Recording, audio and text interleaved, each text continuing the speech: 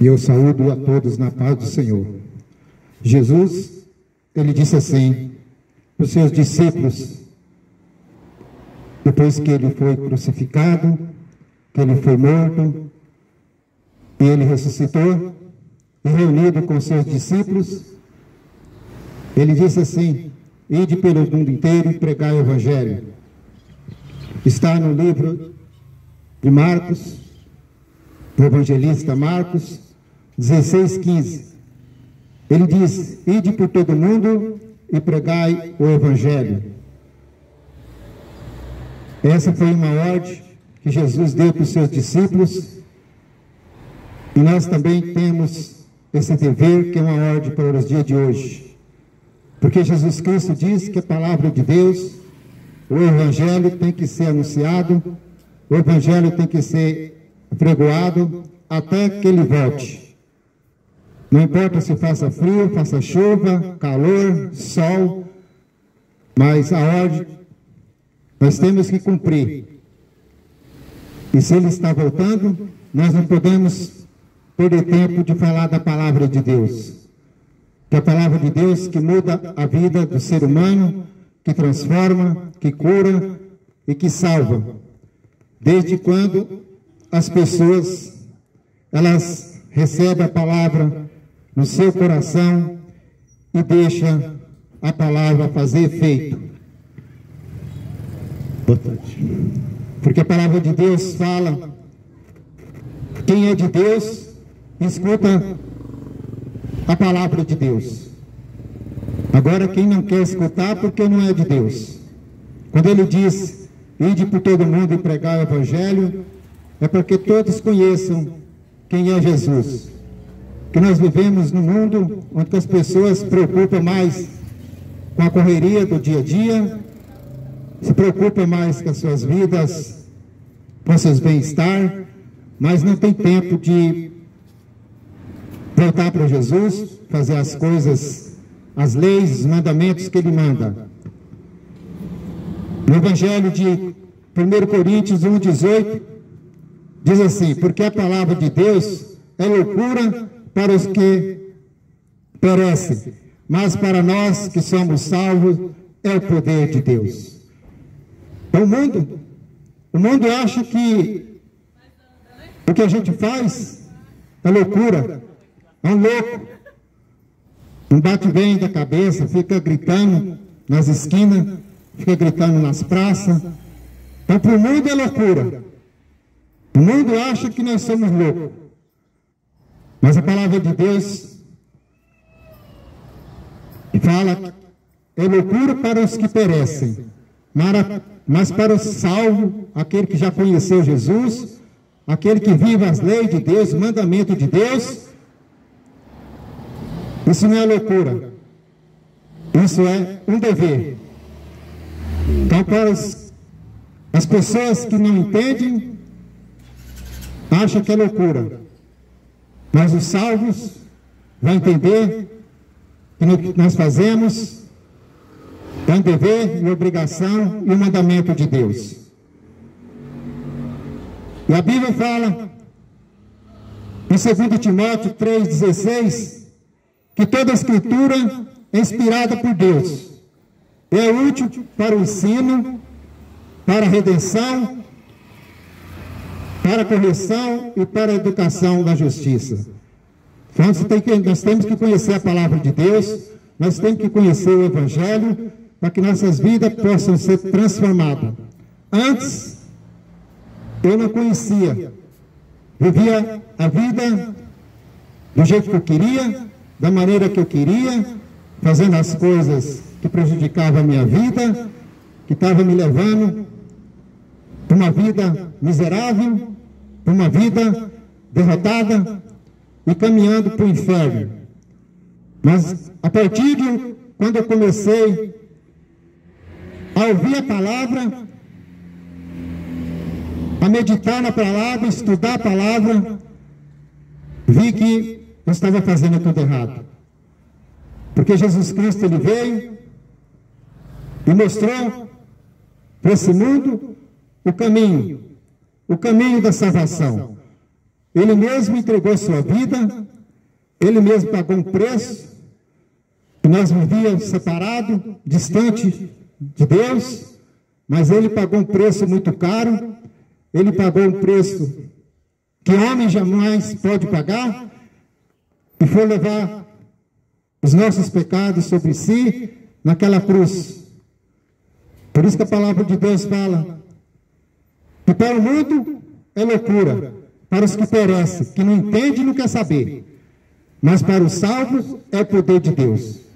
Então a cruz, aonde foi Jesus, foi condenado, para que o mundo possa ser salvo. E para o mundo poder ser salvo, tem que reconhecer Jesus como seu único e suficiente Salvador da sua vida. Se não tiver dessa forma, não tem como alcançar a salvação. Por isso que você tem que ouvir e começar a meditar e ler a Escritura. Porque a palavra de Deus fala, aquele que ouve, aquele que lê, são bem-aventurados. Mas mais bem-aventurado aquele que pratica. Então nós devemos conhecer a palavra e praticar. Não mais viver da forma que eu vivia, não mais viver da forma que eu quero, mas ser transformado pela palavra de Deus. Mudar de rumo, se converter dos seus maus caminhos. Porque a palavra de Deus fala em Mateus 4,17, arrependei-vos,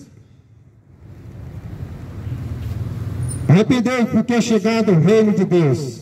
E ele diz também em Mateus 8,32, conhecereis a verdade e a verdade vos libertará. O que é a verdade? É a palavra. É a palavra de Deus, a verdade. Que o mundo está perdido. O mundo já está condenado. A Bíblia fala que esse mundo já é do maligno, jaz do maligno. O mundo está condenado. Mas só que os salvos moram aqui, mas não pertencem a esse mundo. E nós temos que reconhecer que o Evangelho de Jesus Cristo é o poder de Deus para todo aquele que nele crê. O Evangelho de Jesus Cristo não é uma religião. O Evangelho de Jesus Cristo não é pertencer a uma denominação religiosa, mas é o poder de Deus. É o poder de Deus. O Evangelho é o poder de Deus para todo aquele que nele crê. Mas quem não crê, como a palavra fala, já está condenado. E a condenação é essa: que a luz veio ao mundo. A luz veio ao mundo, que foi Jesus Cristo. Mas o mundo rejeitou a luz e vive nas trevas. Mas aquele que reconhece Jesus como seu único e suficiente Salvador, aceita Ele como seu Senhor e sirva a Ele, somente a Ele, esse será salvo. Porque a palavra de Deus fala em João 14,6, ele diz, o próprio Jesus dizendo, eu sou o caminho, a verdade e a vida. Ninguém vem ao Pai a não ser por mim. A palavra de Deus. Ninguém vem ao Pai a não ser por Jesus Cristo. Jesus Cristo é a ponte que leva a Deus. Jesus Cristo é o caminho. Não tem outro caminho. Não tem outra solução a não ser Jesus Cristo. Porque muitos estão pondo a sua fé em coisas, objeto. Muitos estão pondo a sua fé aquilo que não pode fazer nada. Mas se você estiver nessa ilusão, está na hora de mudar. Porque somente Jesus Cristo que morreu na cruz e hoje Ele vive, Ele ressuscitou. Morto não faz nada por ninguém. Morto não dá salvação para ninguém. Somente Jesus Cristo que morreu e tem o poder de salvar o homem do pecado, a mulher do pecado, todos, mas reconhecendo Ele como seu Salvador. Não adianta viver enganado, não adianta viver na mentira, não adianta. E a palavra de Deus também fala em Atos 4,12, E não há salvação em nenhum outro, porque abaixo do céu não existe nenhum outro nome dado entre os homens, pelo qual importa que sejam salvos. Então somente só em Jesus Cristo que há salvação. Só Ele. Não tem como ser salvo a não ser por Jesus Cristo. Eu quero ler uma passagem aqui na Bíblia que está em Salmo 121. Esse é esse Jesus que eu estou pregando. Esse Jesus que eu anuncio. Porque muitos têm vergonha de falar de Jesus. Muitos têm vergonha de falar do poder de Deus. Mas Jesus disse: ai daquele que envergonhar de mim, porque naquele dia eu vou envergonhar de você. A palavra de Deus. Aquele que envergonhar de Jesus, naquele dia será envergonhado. Naquele dia vai ser rejeitado. Rejeitou a palavra, rejeitou Jesus, tem vergonha. Porque nós vivemos uma geração que não pode mais falar de Jesus. Uma geração que tem vergonha quando fala de Jesus. Foge, tampa os ouvidos para não ouvir. Por quê? Porque vive na imundícia, no pecado, porque a palavra de Deus vem para corrigir. A palavra de Deus vem para instruir. A palavra de Deus vai trazer mudança. Mas quando nós falamos da palavra de Deus, que é correção, para levar a salvação, muitos não querem. Muitos não querem. Foge. Tampa os ouvidos. Chama de louco. Louco é aquele que não quer ouvir, não quer ler e não quer praticar. Porque aqui vai ter um tempo determinado para cada um. Esse tempo vai chegar na minha e na tua vida. Mas aí eu pergunto, como que você está? Como está a tua vida? Na presença de Deus? O que você está fazendo para ganhar salvação? Porque a salvação não é de qualquer jeito. A salvação não é de forma que as pessoas pensam. Tem que ter renúncia. Tem que ter mudança de vida. Tem que ter mudança de atitude. Se converter dos seus maus caminhos e conhecer Jesus, ver como que ele andou, para viver como Jesus viveu. Ah, mas é difícil. Por isso que muitos abandonam, viram as costas, conheceram a palavra, conheceram o Evangelho, mas virou as costas para Jesus. Virou as costas. Mas naquele dia, a cobrança vai existir, porque todos vão ter que ficar diante do Deus Todo-Poderoso. Todos. Todos vão ter que se prostrar diante de Deus para receber uma sentença. Mas ainda tem tempo. Por isso que o Evangelho tem que ser pregado, para que as pessoas, elas possam entender a palavra, viver e praticar e se converter dos seus maus caminhos. Se arrepender. Porque a palavra de Deus fala: arrependei-vos, porque é chegado a hora. E Jesus Cristo disse que ele ia e vai voltar. E está prestes isso acontecer. Porque os sinais estão aí, os acontecimentos estão aí. Mas o povo está preocupado muito com festa, é com bebida, é com diversão, e desprezando o Evangelho de Jesus Cristo. E a palavra que eu quero ler nessa tarde, para você meditar, se encontra no Evangelho, no livro, se encontra em Salmos, está em Salmos 121. E diz assim: eleva os meus olhos para os montes, de onde me virá o socorro? O meu socorro vem do Senhor, que fez os céus e a terra. Não deixará vacilar o teu pé, aquele que te guarda não tosquenejará. Versículo 4. Eis que não tosquenejará, nem dormirá o guarda de Israel. O Senhor é quem te guarda, o Senhor é a tua sombra, à tua direita. O sol não molestará de dia, nem a lua de noite. O Senhor te guardará de todo mal. Ele te guardará a tua alma. O Senhor guardará a tua entrada, a tua saída, desde agora e para todo sempre. Essa palavra é um conforto. É um conforto para aqueles que entendem a palavra, que medita e transforma a sua vida. Essa palavra é uma proteção para a vida da pessoa que realmente vive para Deus. Porque ele diz em Salmos, o salmista dizendo: elevo meus olhos para os montes, de onde me virá o socorro? Porque ele estava acreditando que no momento difícil que ele estava passando, o salmista dizendo: de onde virá meu socorro? E assim é a minha e a tua vida.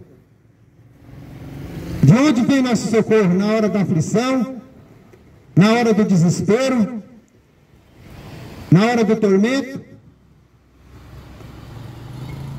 Porque muitos vão procurar casa de benzeção, casa de feiticeiro, de macumbeiro, casa de umbanda.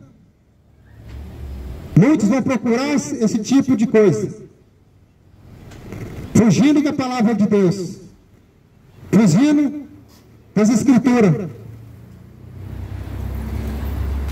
Vão se prostrar diante de estátua, buscando seu socorro. Mas a palavra de Deus fala que nosso socorro vem do Senhor Jesus. Vem do Senhor, o Deus dos exércitos. O salmista, quando escreveu essas palavras, creio eu que ele estava passando por uma aflição muito grande. Mas ele sabia o Deus que ele servia. Ele sabia o Deus que ele poderia confiar. Eu te pergunto, que Deus você está confiando? Um Deus que não faz nada? Um Deus que não pode fazer nada na tua vida, esquecendo do Deus vivo e poderoso. O salmista reconheceu que ele tinha um Deus que podia tudo na vida dele. E sabia que ia resolver o seu problema. E assim nós temos que confiar somente naquele que está lá, no alto, que um dia retornará, para levar aqueles que realmente confia nele, acredita nele, entrega sua vida para ele. Porque nós vivemos momentos que pessoas, elas dizem que servem Deus, mas tem o seu ídolo, que divide. Uma hora está servindo Deus, uma hora está servindo seus ídolos. E a palavra de Deus fala que ele não divide a sua adoração com ninguém. Ele não divide a sua adoração com ninguém. E muitos ficam cocheando.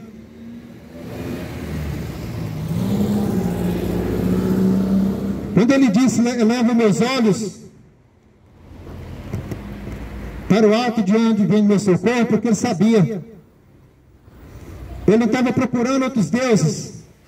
Ele clamou ao Senhor, sabendo que o socorro viria. Um Deus vivo e poderoso, que vive e reina para todo sempre. Que não foi feito de barro, de gesso ou de qualquer coisa. Que com o passar do tempo é destruído. Com o passar do tempo vai ser tudo virado pó, cinza, mas somente o Deus Todo-Poderoso, que reina para todo sempre. E ele ainda fala: não deixará vacilar aquele que te guarda e não dorme. É um Deus que nós servimos que não dorme. Um Deus que está sempre cuidando daqueles que confiam nele. E não adianta você confiar em deuses e depois confiar no Deus Todo-Poderoso, que não faz nada. Os deuses de barro, deuses de madeira, que não faz nada por ninguém. Ele está pronto para guardar os que confiam nele. Somente os que confiam nele, que na sua volta, porque ele já veio para ensinar e mostrar o caminho da verdade, o caminho da salvação. Mas mataram, crucificaram, mas tudo isso tinha que ser feito. Tudo isso tinha que ser feito porque tinha que pagar um preço muito caro. E o preço seria a sua morte, e morte de cruz, o seu derramamento de sangue na cruz do Calvário. Não sobrou uma gota de sangue no corpo de Jesus. E ali ele morreu e levou sobre si todas as nossas dores, todas as nossas enfermidades, todas as nossas doenças. Mas quem confia no Senhor está livre de tudo isso. A doença pode vir, os problemas podem vir, mas aquele que confia no Senhor descansa, não desespera, não vive em tribulação. Porque o que tem mais hoje são gente tribulada, atormentada, porque não confia em Deus. Confia em tudo. Confia em tudo. Dividindo a glória de Deus com muitas coisas e deixando de confiar no Deus Todo-Poderoso. E a volta dele está mais próxima do que você pensa. E aquele que confia no Senhor, a palavra de Deus fala: o Senhor te guardará de todo mal. Ele guardará a alma. Por que ele vai guardar a alma? Porque todos vão morrer. Logo após a morte, o espírito volta para Deus. E o salvo vai ter um lugar de descanso. Mas os perdidos, os não salvos, vai para um lugar de tormento, aguardando o último dia. Aguardando o último dia para a sentença ser dada. E a sentença vai ser do juiz. Porque hoje, Jesus Cristo é nosso advogado. Ele nos defende. Mas naquele grande dia ele vai ser juiz. E a sentença vai ser dada. E a sentença vai ser dada. E a palavra de Deus fala que existe dois caminhos. Ou é céu, ou é inferno. No Evangelho de Mateus,